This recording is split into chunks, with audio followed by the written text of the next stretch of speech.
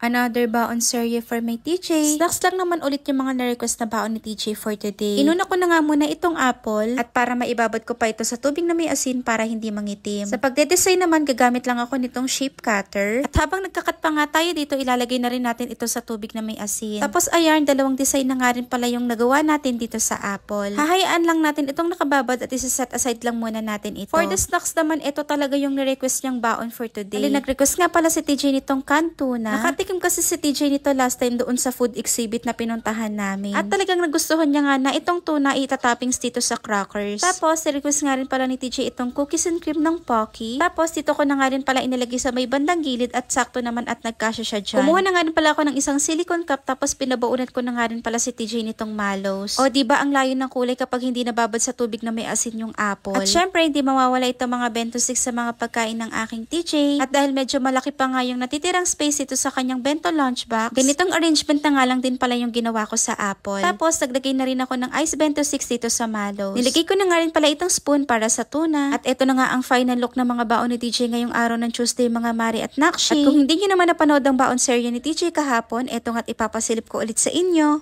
Another baon serye for my TJ. Snacks lang naman yung mga na-request na baon ni TJ for today. Bali, gagawa nga lang tayo ng sandwich. At tatanggalin na nga rin natin itong mga gilitang tinapay dahil ayaw kasi talaga ni TJ yan. Itong isang slice naman ng bread, ifaflatten lang natin ito gamit ang baso. Tapos, hahatiin lang natin ito at gagawin lang natin itong maliliit na square. Sa pagde-design naman, gagamit lang ako dito ng shape cutter. At syempre, ito na nga ang pambansang palaman ng mga bata. At lahat talaga yata ng bata ay talagang paborito itong Nutella na palaman. Kakapalan na nga rin pala natin yung lagay ng Nutella para ma-emphasize yung shape na nagawa natin. 3 piraso lang din naman yung ginawa ko, yung saktong magkakasya lang dito sa kanyang lunchbox. Tapos ganito na nga lang pala yung ginawa kong arrangement dahil muntikan pa ngang hindi magkasya. At yung heart shape naman, naisipan ko namang lagyan nitong sprinkles. Hindi ko na nga nilagyan yung 2 piraso at baka kasi hindi magustuhan ni TJ. And for the fruits naman, itong mango nga pala ang na-request niya. Sa slice lang din naman yung pinabaon ko kay TJ, yung saktong mauubos lang din niya. At ayan, gumamit nga lang ako nitong scooper para makuha ko itong laman. At ipinatong ko na nga muna dito sa may tissue para hindi naman basa kapag ilalagay ko na dito sa kanyang lunchbox. At dahil medyo malaki talaga yung mango, muntikan pa nga hindi magkasya dito sa isang compartment kaya inayos-ayos ko na nga lang yan. Wala na nga rin pala akong maisip na ilalagay dito sa natitirang compartment. Kaya itong jelly is na nga lang yung pinabaon ko. At syempre, hindi mawawala itong mga bento sticks sa mga pagkain ng aking TJ.